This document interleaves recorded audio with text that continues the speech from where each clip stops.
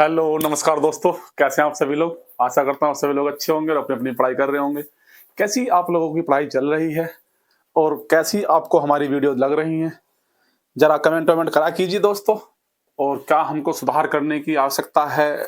क्या चीज़ें चेंज करने की आवश्यकता है? क्या चीज़ें घटाने की आवश्यकता है? क्या चीज़ें बढ़ाने की आवश्यकता है? ये सब चीज़ें को भी आप बताइए ज़रा हमको। और इसी सीरीज में हम बढ़ते हैं मैथ मिक्स्ड क्वेश्चनों की सीरीज में। मिक्स्ड क्वेश्चन सीरीज में बढ़ते हैं। नेक्स्ट हमारी वीडियो है। चलो चलते हैं। किस योजना का उद्देश्य उन अल्पसंख्यक युवाओं को लाभान्वित करना है जिनके पास स्कूल छोड़ने का औपचारिक प्रमाण पत्र नहीं है दोस्तों? तो क्या है? किस योजना का उद्देश्य उन अल्पसंख्यक युवाओं को लाभान्वित करना है जिनके पास स्कूल छोड़ने का औपचारिक प्रमाण नहीं है? तो दोस्तों योजना का नाम है नई मंजिल। आगे बढ़ते हैं। जनवरी 1970 में शुरू किए गए ऑपरेशन फ्लड से कौन सी क्रांति संबंधित है? तो आप लोग बताएंगे ऑपरेशन फ्लड। तो ऑपरेशन फ्लड दोस्तों है किससे? श्वेत क्रांति से संबंधित है और ये दूध की क्रांति, ठीक है। ऑपरेशन फ्लड के द्वारा दूध का जिससे कि दूध के आयात में निर्यात में वृद्धि हो सके उसके लिए चलाया गया था दोस्तों श्वेत क्रांति या ऑपरेशन फ्लड। उद्देश्य क्या था दोस्तों? भारत को दुग्ध उत्पादन में आत्मनिर्भर राष्ट्र बनाना। तो ये उद्देश्य था। और भारत विश्व में दूध का सबसे बड़ा दोस्तों उत्पादक है। तो अगर आपसे पूछे कि भारत जो है दूध उत्पादन में कौन से स्थान पर है, तो सबसे नंबर 1 स्थान पर है। श्वेत क्रांति के दोस्तों जो जनक माने जाते हैं डॉक्टर वर्गीज कुरियन। तो डॉक्टर वर्गीज कुरियन जो है दोस्तों वो श्वेत क्रांति के जनक माने जाते हैं। एक दोस्तों आती है भूरी क्रांति। भूरी क्रांति की अगर मैं बात करता हूं तो सामाजिक रूप से जिम्मेदार और पर्यावरण के अनुकूल कॉफी उगाकर विकसित देशों से कॉफी की मांग को पूरा करने पर केंद्रित थी। तो कॉफी से रिलेटेड है दोस्तों भूरी क्रांति। और विशाखापत्तनम के आदिवासी क्षेत्र से संबंधित है। तो विशाखापत्तनम के आदिवासी क्षेत्र से दोस्तों संबंधित है। और एक दोस्तों है स्वर्ण क्रांति। आपने इसको तो पढ़ा होगा। स्वर्ण क्रांति हुई थी दोस्तों 1991 से 2003 के बीच में, ठीक है, के बीच के समय में दोस्तों हुई है। और ये किससे रिलेटेड है स्वर्ण क्रांति? तो शहद और बागवानी से दोस्तों संबंधित है स्वर्ण क्रांति, शहद और बागवानी। और जो दोस्तों इसके जनक जो माने जाते हैं निरपख टूटेज। तो निरपख टूटेज माने जाते हैं किसके जनक दोस्तों? स्वर्ण क्रांति के जनक निरपख टूटेज को माने जाते हैं दोस्तों स्वर्ण क्रांति के जनक। जल में हाइड्रोजन और ऑक्सीजन के द्रव्यमान का दोस्तों अनुपात कितना होता है? तो जल में हाइड्रोजन और ऑक्सीजन के द्रव्यमान का अनुपात दोस्तों 1:8 होता है। जो मोलर द्रव्यमान की दोस्तों अगर बात करता हूं मैं, किसी पदार्थ के मोल का द्रव्यमान होता है मोलर द्रव्यमान। किसी पदार्थ के मोल का जो द्रव्यमान दोस्तों होता है वो होता है मोलर द्रव्यमान। और पानी का जो दोस्तों मोलर द्रव्यमान होता है वो कितना होता है दोस्तों? तो 18.0153 ग्राम पर मीटर स्क्वायर, ठीक है, पर MO, ठीक है। पानी का मोलर द्रव्यमान दोस्तों होता है 18.0153 ग्राम पर, ये MO समझ में नहीं आ रहा दोस्तों, फिलहाल इसको छोड़ देंगे। 18.0153 ग्राम ही ध्यान रखेंगे, ठीक है। मोल होगा दोस्तों ये, हाँ, 18.0153 ग्राम पर मोल, ठीक है। हाइड्रोजन की खोज की थी। तो हाइड्रोजन की खोज दोस्तों किसने की थी? तो हेनरी कैवेडिश ने हाइड्रोजन की खोज की थी। और कब करी थी दोस्तों हाइड्रोजन की खोज? 1766 ईस्वी में करी थी हाइड्रोजन की खोज। हाइड्रोजन नाम बाद में एंटीनी द्वारा दिया गया। तो जो हाइड्रोजन का नाम था दोस्तों, जो कि हाइड्रोजन जिसको नाम दिया गया हाइड्रोजन, वो किसके द्वारा दिया गया है दोस्तों? एंटोनी। तो किसके द्वारा दिया गया है? एंटोनी के द्वारा दोस्तों हाइड्रोजन नाम दिया गया है। ऑक्सीजन की खोज दोस्तों किसने की थी? तो ऑक्सीजन की अगर खोज की बात करते हैं तो कार्ल विल्हेम सीले। किसने दोस्तों? किसने दी थी दोस्तों? कार्ल विल्हेम सीले ने ऑक्सीजन की दोस्तों खोज की थी, कार्ल विल्हेम सीले ने। तो ऑक्सीजन का नाम बाद में एंटोनी लोवोसियर द्वारा दिया गया था। तो ऑक्सीजन का नाम दोस्तों किसने दिया था? तो एंटोनी लोबोसियर, एंटोनी लोबोसियर द्वारा दोस्तों दिया गया था। ये रंगहीन, गंधहीन, स्वादहीन दोस्तों गैस होती है ऑक्सीजन। 40% द्रव्यमान के साथ, तो 46% द्रव्यमान के साथ ऑक्सीजन पृथ्वी की पपड़ी में सबसे प्रचुर मात्रा में पाए जाने वाला तत्व है। अगर दोस्तों आपसे पूछ जाए कि बताइए पृथ्वी की भूप्रपटी में जो सबसे प्रचुर मात्रा में पाया जाने वाला तत्व कौन सा है दोस्तों, तो आप ध्यान रखेंगे ऑक्सीजन है। वायुमंडल में आयतन के अनुसार ऑक्सीजन का अनुपात दोस्तों कितना है, तो वायुमंडल में जो आयतन के अनुसार अगर देखते हैं, वॉल्यूम के अनुसार अगर दोस्तों देखते हैं, तो ऑक्सीजन का अनुपात कितना है, 21% है। आगे बढ़ते हैं। हीलियम एक रासायनिक तत्व है दोस्तों जिसका प्रतीक He है। इसका परमाणु क्रमांक डैश है, तो हीलियम का दोस्तों परमाणु क्रमांक कितना है, सीधी बात कही है, तो हीलियम का परमाणु क्रमांक है दोस्तों 2। ये कैसी गैस है, ये रंगहीन, गंधहीन, स्वादहीन गैस, विषैले, निष्क्रिय, मोनोएटॉमिक गैस है दोस्तों। हीलियम के अणु में हीलियम का एक परमाणु होता है, इसलिए इसे मोनो परमाणु कहा जाता है। ठीक है दोस्तों, आगे बढ़ते हैं। पश्चिमी घाट किस प्रकार के वर्षण के माध्यम से वर्षा प्राप्त करते हैं, तो जो पश्चिमी घाट पर दोस्तों वर्षा प्राप्त होती है वो किस माध्यम से होती है, पर्वतीय क्षेत्र, पर्वतीय एरिया के अनुकरण वहां पर पश्चिमी घाट पर दोस्तों वर्षा होती है, क्योंकि दोस्तों पश्चिमी घाट पर बहुत ऊंची ऊंची पहाड़ियां हैं और जैसे ही मानसून अरब सागर से उठता है, अरब सागर से उठता है तो दोस्तों उन पहाड़ियों से टकराता है, ऊंचा ऊपर जाता है, तो ऊपर जब हवाएं जाती हैं वाष्प लेकर, तो अधिक ऊंचाई के कारण क्या हो जाता है दोस्तों, वाष्प जो होती है ठंडी हो जाती है और वो वर्षा के रूप में बदल जाती है और वहीं पर ही 80 से 90% वर्षा उसी क्षेत्र में दोस्तों कर देती हैं। तो इसीलिए दोस्तों तो पश्चिमी घाट किस प्रकार के वर्षण के माध्यम से वर्षा प्राप्त करता है दोस्तों, तो पर्वतीय क्षेत्र के कारण। अरब सागर से आने वाली हवाएं तो 900 से 1200 मीटर ऊपर तक जाती हैं, तो कितने दोस्तों, 900 से 1200 मीटर ऊपर तक जाती हैं जो हवाएं उठती हैं दोस्तों। और पश्चिमी घाट की अनुवाद दिशा में 250 से 400 सेंटीमीटर के बीच बहुत भारी वर्षा दोस्तों होती है। और अगर हम दोस्तों बात करते हैं पश्चिमी घाट की सबसे ऊंची चोटी कौन सी, अगर आपसे पूछे तो पश्चिमी घाट की सबसे ऊंची चोटी है दोस्तों अनाईमुडी। तो अनाईमुडी जो है दोस्तों पश्चिमी घाट की सबसे ऊंची चोटी है। पूर्वी घाट की सबसे ऊंची चोटी कौन सी है दोस्तों, जिन घगड़ा।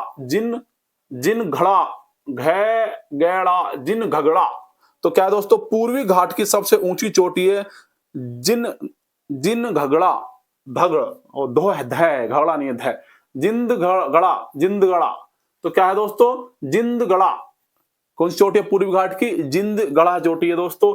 और नीलगिरी जो है दोस्तों पहाड़ी पश्चिमी और पूर्वी घाट का मिलान स्थल है। तो नीलगिरी क्या है, नीलगिरी पश्चिमी और पूर्वी घाट का मिलान स्थल है। सादिया और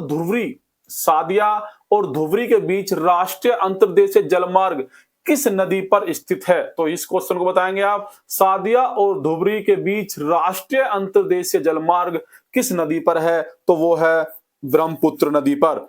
आगे बात करते हैं इसका, अगर ब्रह्मपुत्र की बात करता हूं तो इसका उद्गम होता है तिब्बत में अंगसी ग्लेशियर से। तो तिब्बत में एक ग्लेशियर है अंगसी ग्लेशियर, तो तिब्बत में अंगसी ग्लेशियर से दोस्तों ब्रह्मपुत्र नदी का क्या होता है, उद्गम होता है। और तिब्बत में इस नदी को यार लुंग तसांगो क्या कहते हैं दोस्तों, यार लुंग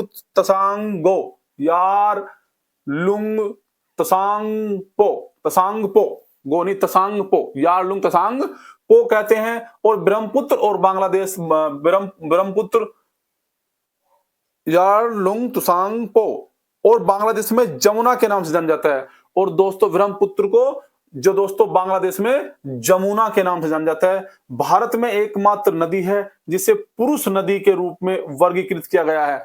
अगर आपको ऑप्शन दे दे कि निम्नलिखित में से कौन सी नदी को पुरुष नदी के रूप में वर्गीकृत किया गया है दोस्तों, तो ध्यान रखेंगे ब्रह्मपुत्र नदी, ये भी बहुत इंपॉर्टेंट चीज है। राष्ट्रीय अंतर्देशीय जलमार्ग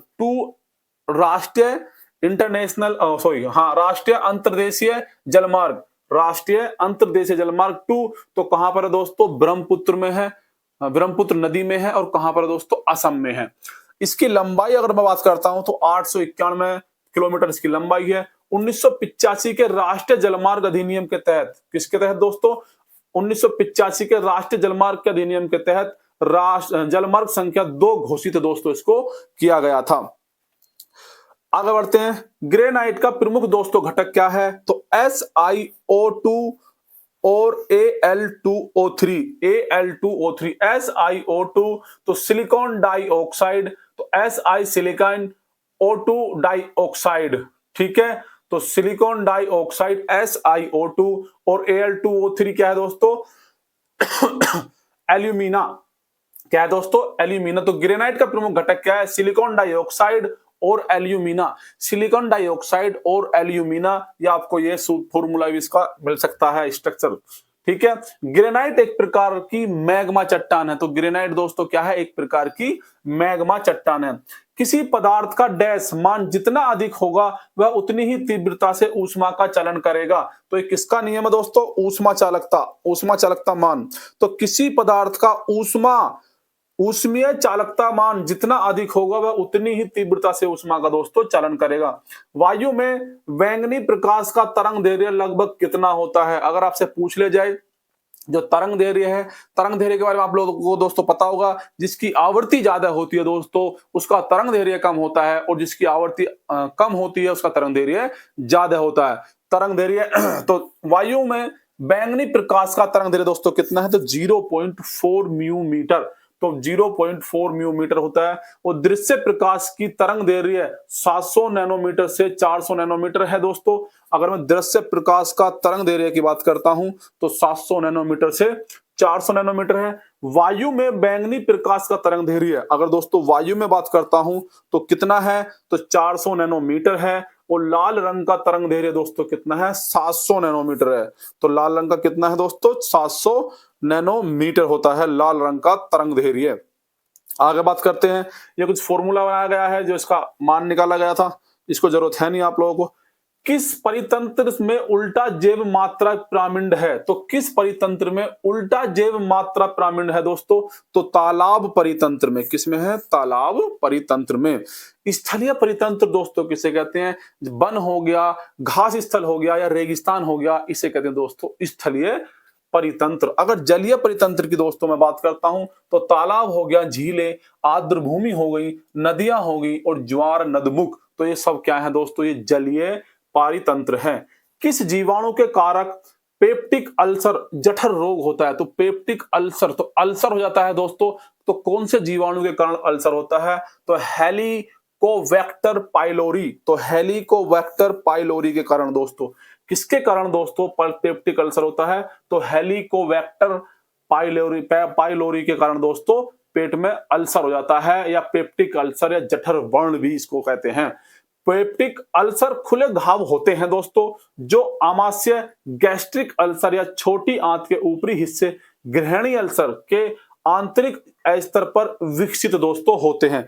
इसके लक्षण क्या क्या हैं दोस्तों? पेप्टिक अल्सर की अगर बात करता हूं, आमाशय दर्द होना दोस्तों, सूजन, मतली, उल्टी, गंभीर मामले में रक्तस्राव शामिल है दोस्तों। ठीक है, नाइट्रोजन स्थिरीकरण करने वाले जीवाणु और फलीदार पौधों के बीच का संबंध डैश का एक उदाहरण है। क्या दोस्तों?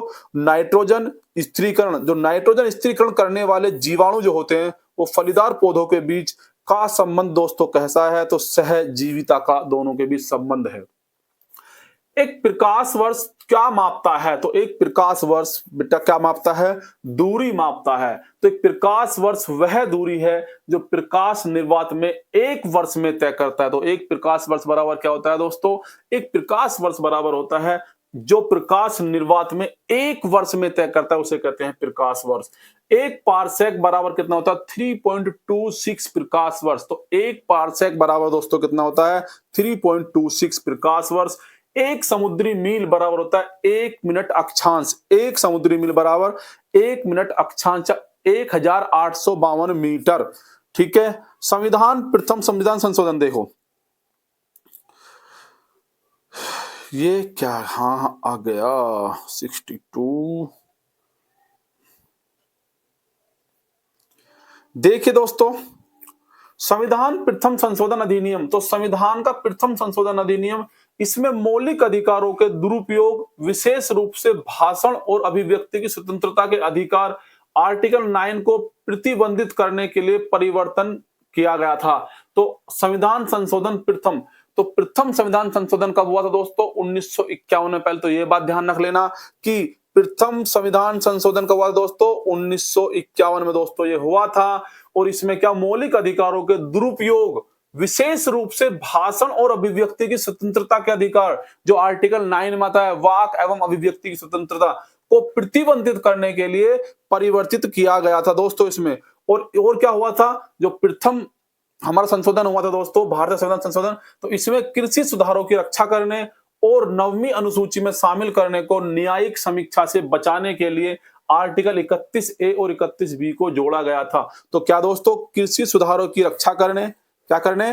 कृषि सुधारों की दोस्तों रक्षा करने, कृषि सुधारों की रक्षा करने और नवीन अनुसूची में शामिल कानूनों को न्यायिक समीक्षा से बचाने के लिए आर्टिकल 30A और 30B को जोड़ा गया था। यह संशोधन भूमि सुधार कानून को न्यायिक चुनौतियों का समाधान करने के लिए अधिनियमित किया गया था। तो भूमि सुधार कानून को, किसको? भूमि सुधार कानून को न्यायिक चुनौतियों का समाधान करने के लिए अधिनियमित दोस्तों किया गया था। संविधान का 25वां संशोधन दोस्तों, ये इंपोर्टेंट संविधान संशोधन है जो किसी ना किसी एग्जाम में दोस्तों पूछे गए हैं।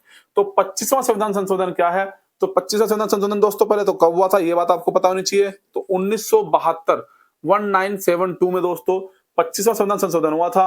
राज्य के नीति निर्देश तत्वों को मौलिक अधिकारों के साथ असंगति के आधार पर चुनौती नहीं दी जा सकेगी। तो मौलिक अधिकार और जो डीपीएसपी है, राज्य के नीति निर्देश तत्व हैं, दोनों में डिफरेंट है। तो राज्य के नीति निर्देश तत्वों को मौलिक अधिकारों के अनुसार चुनौती नहीं दी जाएगी, ये बात कही गई है इसमें। और यह मुख्य रूप से विकास परियोजनाओं के लिए भूमि अधिग्रहण की सुविधा के उद्देश्य से था। तो किससे था दोस्तों 25वां? यह मुख्य रूप से विकास परियोजनाओं के लिए भूमि अधिग्रहण की सुविधा के उद्देश्य से दोस्तों ये था। आगे बात करते हैं, किस परितंत्र में उल्टा जैव मात्रा प्रामिण्य है? तो ये तो दोबारा आ गया यार, ये तो हो गया। आगे देखते हैं, निम्न में किस राज्य में समान नागरिक संहिता है? तो दोस्तों ये क्वेश्चन भी बहुत इंपॉर्टेंट है। किस राज्य में समान नागरिक संहिता है? तो गोवा में दोस्तों, गोवा में समान नागरिक संहिता है। पुर्तगाली शासन से मुक्ति 1961 में दोस्तों मिली थी गोवा को। तो गोवा में शासन किसका था? पुर्तगाली का शासन था। तो पुर्तगाली शासन से मुक्ति को हुई थी दोस्तों 1961 में हुई थी। संयुक्त राष्ट्र महासभा ने बाल अधिकारों की घोषणा को डैश में अपनाया था। तो संयुक्त राष्ट्र महासभा ने बाल अधिकारों की घोषणा को वर्ष डैश में अपनाया था। तो संयुक्त राष्ट्र महासभा ने बाल अधिकारों की घोषणा को 1959 तो 1959 में संयुक्त राष्ट्र महासभा ने बाल अधिकारों की घोषणा को अपनाया था। कौन सा एक जनहित याचिका का वर्णन नहीं है, विषय नहीं है? तो कौन सा एक जनहित याचिका का, जिससे जो जनहित याचिका हम डालते हैं तो उसका दोस्तों विषय कौन सा नहीं है? तो बंधुआ मजदूरी के मामले बिल्कुल है दोस्तों। व्यक्ति द्वारा श्रम कानून उल्लंघन की शिकायत करना, तो यही नहीं है दोस्तों। उपेक्षित बच्चे, ये है। तो ये दोनों दोस्तों जनहित याचिका का विषय है। जबकि व्यक्ति द्वारा श्रम कानून उल्लंघन की शिकायत, तो व्यक्ति द्वारा श्रम कानून उल्लंघन की शिकायत दोस्तों ये क्या है? जनहित याचिका का विषय नहीं है। कौन सा कृषि उत्पादों में व्यापार के लिए भारत का पहला कृषि वायदा सूचकांक है? तो कौन सा है दोस्तों कृषि उत्पादों में व्यापार के लिए भारत का पहला कृषि वायदा सूचकांक? तो AGRI एग्रीडेक्स DEX AGRIDEX। तो एग्रीडेक्स जो है दोस्तों कृषि उत्पादों में व्यापार के लिए भारत का पहला कृषि वायदा सूचकांक दोस्तों है।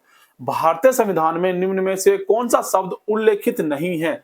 तो धर्मनिरपेक्ष है, संघ है, समता है, महासंघ दोस्तों नहीं है। तो महासंघ हमारे संविधान में उल्लेखित नहीं है। विश्व में दालों का सबसे बड़ा उपभोक्ता कौन सा देश है? जो उपभोग करता है, ठीक है। तो उपभोक्ता देश सबसे ज्यादा कौन सा है दोस्तों? भारत है। तो भारत विश्व में दालों का सबसे बड़ा उपभोक्ता देश है। डीएनए में अनुवांशिक जानकारी को प्रत्यक्ष रूप से व्यवहार में नहीं लाया जाता, बल्कि इसे आरएनए या एमआरएनए के माध्यम से स्थानांतरित किया जाता है। इस प्रक्रिया को डैश कहा जाता है? तो ट्रांसक्रिप्शन। तो दोस्तों कभी भी जब डीएनए की खोज नहीं, क्या बोल रहा हूं मैं, जब डीएनए की क्या अनुवांशिक की जानकारी मिलती है, मतलब लगाते हैं डीएनए से, तो दोस्तों डीएनए को पहले कन्वर्ट किया जाता है आरएनए में भी कौन सा, एमआरएनए में, और एमआरएनए के अनुसार फिर आनुवांशिक की जानकारी दोस्तों मिलती है। जो ये पहले चेंजेस जो आते हैं इसे क्या कहते हैं, ट्रांसक्रिप्शन। क्या कहते हैं दोस्तों, ट्रांसक्रिप्शन। आप लोगों ने पढ़ा होगा नींद की खराब गुणवत्ता और नींद में कमी कौन सी बीमारी के लक्षण से हो सकते हैं। अगर आपको नींद नहीं आ रही है, आपकी जो नींद की गुणवत्ता खराब है और नींद में दोस्तों क्या हो रही है, कमी आ रही है, और बीमारी के लक्षण कौन सा है, अनिद्रा रोग है दोस्तों। कौन सा रोग है, अनिद्रा रोग। अल्फा कण आवेशित होते हैं, तो अल्फा कण आवेशित होते हैं, धनात्मक होते हैं अल्फा कण। ये बात आप ध्यान रखेंगे, जो अल्फा दोस्तों कण होते हैं वो कैसे होते हैं, धनावेशित होते हैं, मतलब पॉजिटिव होते हैं। अल्फा कण हीलियम नाभिक होते हैं, तो अल्फा कण क्या होते हैं दोस्तों, हीलियम नाभिक होते हैं, जिनमें 2 प्रोटॉन और 2 न्यूट्रॉन होते हैं। तो 2 प्रोटॉन और 2 न्यूट्रॉन होते हैं अल्फा कणों में या हीलियम नाभिक में, ठीक है, जिनमें उन्हें धनात्मक आवेश मिलता है। कैसा आवेश मिलता है, धनात्मक आवेश दोस्तों मिलता है। अल्फा कण भारी तत्व हैं, जैसे यूरेनियम और थोरियम और रेडियम। तो ये कैसे हैं दोस्तों, भारी तत्व हैं। तो अल्फा कण भारी तत्व हैं, कौन कौन से हैं, यूरेनियम, थोरियम, रेडियम। आपसे पूछ सकता है निम्नलिखित में से कौन सा अल्फा कण भारी अल्फा कण नहीं है या अल्फा कण है। तो यूरेनियम, थोरियम और दोस्तों रेडियम। अल्फा कणों में कम भेदन शक्ति होती है। तो अगर भेदन शक्ति की बात करते हैं दोस्तों, तो अल्फा कणों में कम भेदन शक्ति होती है। अनुप्रयोग, अल्फा कणों का उपयोग धूम्रपान डिटेक्टर, कैंसर उपचार, रेडियोथेरेपी बोलते हैं, और परमाणु प्रतिक्रियाओं के अध्ययन जैसे अनुप्रयोगों में दोस्तों किया जाता है। आगे बात करते हैं, मट्टाला अंतरराष्ट्रीय हवाई अड्डा कहां पर है। तो मट्टाला अंतरराष्ट्रीय हवाई अड्डा श्रीलंका में दोस्तों। दुनिया का सबसे खाली हवाई अड्डा है मट्टाला अंतरराष्ट्रीय हवाई अड्डा। कहां पर है, श्रीलंका। भारतीय संविधान के कौन सा अनुच्छेद भारतीय सेवाओं को सृजित करने के प्रावधानों को निर्दिष्ट करता है। तो भारतीय संविधान के कौन सा अनुच्छेद है दोस्तों जो भारतीय सेवाओं को सृजित करने के प्रावधानों को निर्दिष्ट दोस्तों करता है। तो आर्टिकल 312। तो आर्टिकल 312 भारतीय संविधान के सेवाओं को सृजित करने के प्रावधानों से निर्दिष्ट दोस्तों करता है। आगे बात करते हैं, अखिल भारतीय सेवाओं के निर्माण का प्रावधान, अखिल भारतीय सेवाओं के निर्माण का प्रावधान दोस्तों करता है। आगे बात करते हैं, यूपीएससी संघ लोक सेवा आयोग एक संवैधानिक निकाय है। तो अगर मैं देखो, अखिल भारतीय जो सेवाओं के निर्माण का प्रावधान, ध्यान रखना, अखिल भारतीय सेवाओं के, तो अखिल भारतीय सेवाओं के निर्माण का प्रावधान दोस्तों करता है आर्टिकल 315। लेकिन अगर हम बात करते हैं यूपीएससी की दोस्तों, तो यूपीएससी आर्टिकल 315 के तहत स्थापित किया गया था। तो अखिल भारतीय सेवाओं को सृजन करता है 312, और जो यूपीएससी का जो दोस्तों सृजित किया गया था, स्थापित किया गया था, तो आर्टिकल 315 के तहत। ये बात भी आप ध्यान रखेंगे, एक संवैधानिक निकाय है यूपीएससी, एक संवैधानिक निकाय है संघ लोक सेवा आयोग। भारतीय संविधान की समवर्ती सूची में मूल रूप से कितने विषय शामिल हैं।